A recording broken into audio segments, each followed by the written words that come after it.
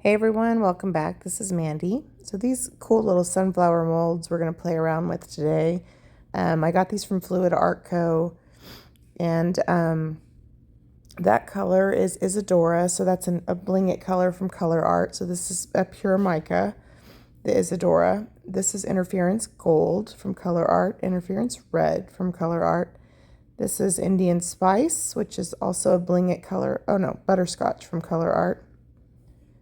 Ginger Spice, which is a Resinarte color, and Clementine, which is a Resinarte color.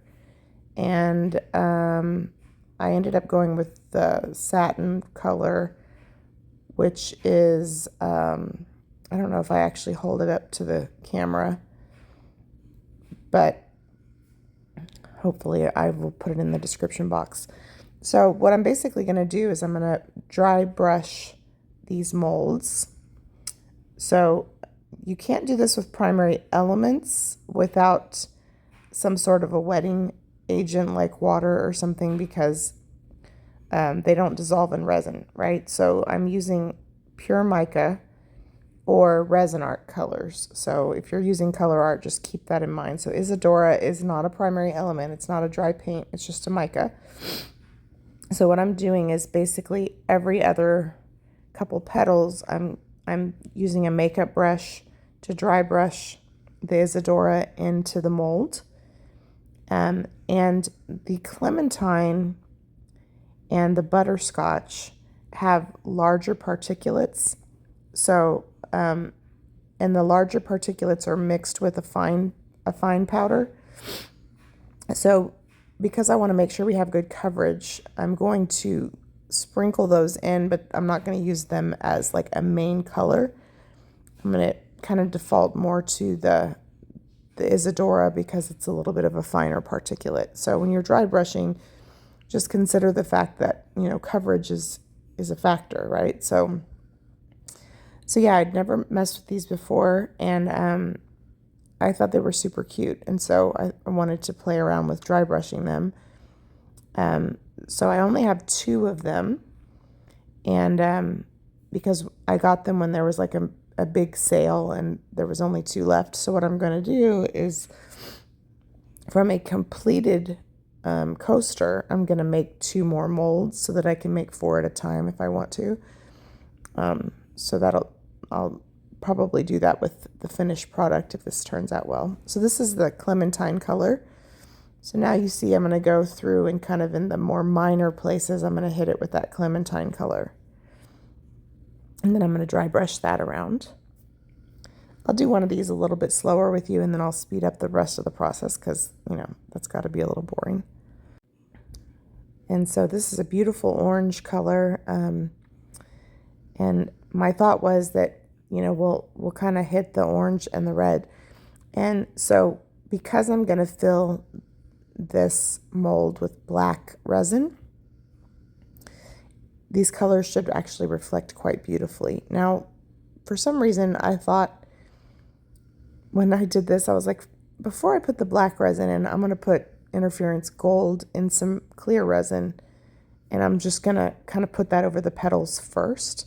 I think I was concerned that where we had this larger particulate, that if I just put the black in straight, that it was going to overpower that particulate. I don't think it would have, though, so I probably didn't need to go through that step, but that's what I end up doing. So I just wanted to explain my logic. So this is the Butterscotch, which is a Resinarte color. It's Butterscotch is beautiful. It's like a gold with a tinge of yellow, just a tinge to make it a nice golden yellow. So it's a really beautiful golden yellow to use in something like this, because it's not all the way yellow and it's not 100% gold. So it's a really lovely color. So anyway, this is super easy, especially if you're starting out. I mean, like, there's not a lot that you can mess up, you know? So what I did is, after I had the full coverage, I went and dusted some places with Interference Red and Interference Gold, mostly Interference Red, to give a little bit of a pink tinge. So this is spiced ginger or something ginger. This is also a Resinarte color. So I'm just basically highlighting this as kind of like a shadow of the orange in these areas. And I will remember what the brown color is called, and I'll put it in the description box. I want to say it's autumn something, or but it's not the super sparkly one. It's the like the pearlescent one that we end up using in the center. Anyway, I think these turned out super cute, and I really like this mold. And what's kind of cool is they dry more of like a satin finish than like a high gloss. So it's a different look. So now we're just touching up with interference red in some places, just to make sure we have good coverage, because again, this is a finer powder, and so I'm going over the places where I used a pigment that had a larger particulate, just to make sure I have good coverage. And then we will add the more brown color in the middle, and then that will be our first one. And what's kind of fun about this is if you're doing something in stages, or you only have time to do a little bit, you can dry brush these and set them aside and cover them, and you can do the resin part later, you know. So if you just had a few minutes, or sometimes I don't have a lot of time because of my schedule with school and stuff, and I just need to do something artistic, even if it's for 15 minutes. It helps my brain decompress a little bit. And so sometimes if I only have a few minutes, I might start a project and put it to the side and finish it later. And that's what I like about something like this, is you can really do this in steps if you wanted to. And then when you're already doing resin, you could do it later, you know. So now we're just dusting in that warm brown color in the center, which was absolutely perfect for this. I would like to try this mold using different colors on the petals. You know, we're not married to the sunflower concept, right? I think it would be neat to see the various colors. So yeah, that's the first one. But that's, I think I'm going to show you up close kind of what it looks like. And then we'll do the second one a lot faster. All right, so same steps on the second one, going first with the Isadora. And then after we go around with the Isadora, we'll add more of the ginger and the orangey colors and kind of fill in that space.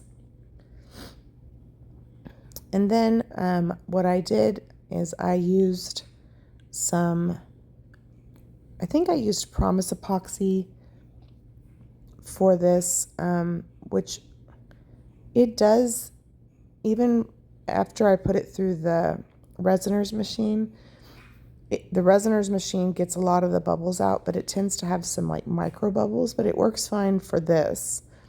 But that's why I kind of like the Resiners machine, because you can take a resin that maybe tends to have more bubbles, and you can get rid of most of the bubbles for a mold, because you really don't want to torch your molds. All right. So I have black resin and some interference gold in resin. I'm going to start with the interference gold, which again, like, I don't know that this was necessary, but in my mind, it was a good idea. And again, my logic was to make sure that we had good coverage and we weren't overpowering those larger particulates with black, so that we didn't have the color we wanted represented. I wouldn't have even done this if I was using 100% fine powders. It was just because I used some larger particulates. But I don't think this step was necessary, but it didn't hurt anything. So that's all I did, is just add a little bit of interference gold to some clear resin and kind of made sure my petals had decent coverage. And then I came in, I put a little bit of black pigment paste, or black resin paste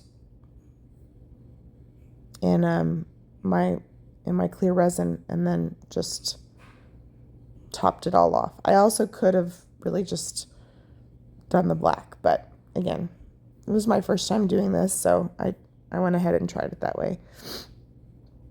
But yeah, I think these turned out great. And so one of the things I'm going to do is I bought some self-adhesive cork, and I'm going to try to use my laser to cut some custom cork backs for these.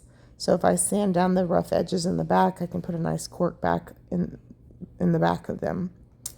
And I think that'll be cool. So yeah, so this part is just pretty boring. We're just going to add in the resin, let it cure, and then I will unmold with you so you can see what they look like. I think they turned out really beautiful. I really love them.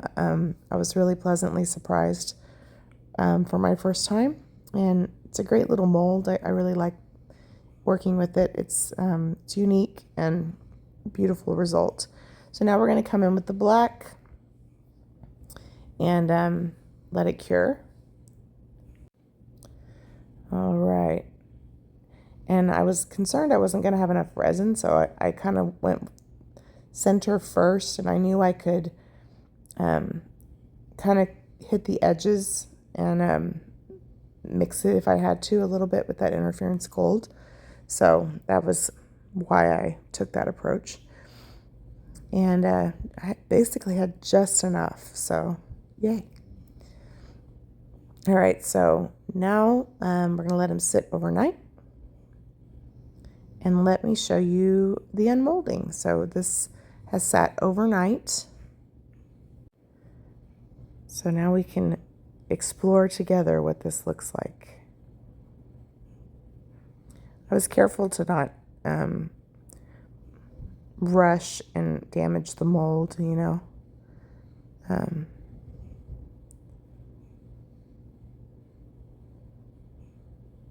So it was stuck pretty well in there.